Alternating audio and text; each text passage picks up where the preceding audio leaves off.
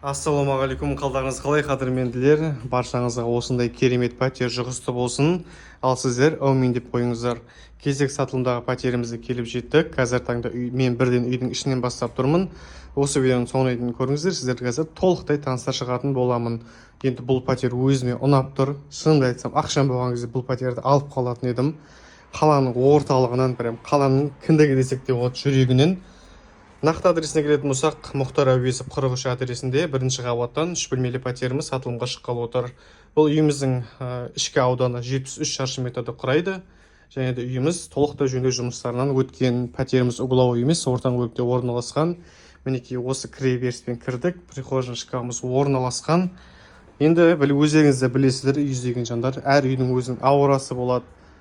Бұл үйіміз енді тап-таза көріп тұрсыздар. Фото, видеодан да сіздерге көрініп тұрған шығар. Енді бұл алдымыздағы үйіміздің қонақ бөлмесі, батарейкалар алмасқан, бірінші қабат болғандықтан терезелерімізге решетка қойылған. Терезеден көрініс мына Мұхтар Әуезов көшесі, Тәжібаев көшесімен қиылысқан. Былай қарай вокзалға кетсеңіздер де болады, былай қарай Пимпарк, площадь барлығы жақын жерде орналасқан.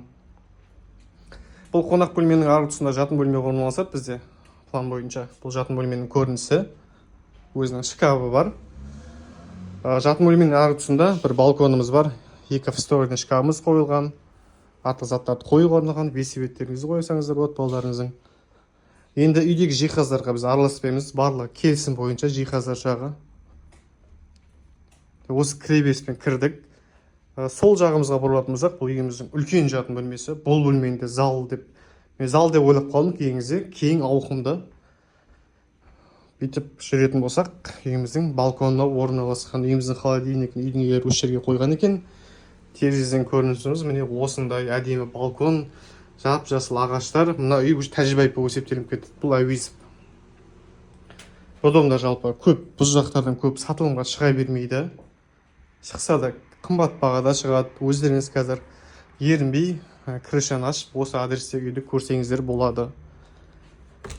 Үйдің санитарлық тораптары, үйдің әжетханасы, қасында бөлек үйдің жуыну бөлмесі орналасқан. Іші тақадай, міне керемет. Енді бұл үйіміздің ас бөлмесі. Ас бөлменің көрінісі бізде осындай.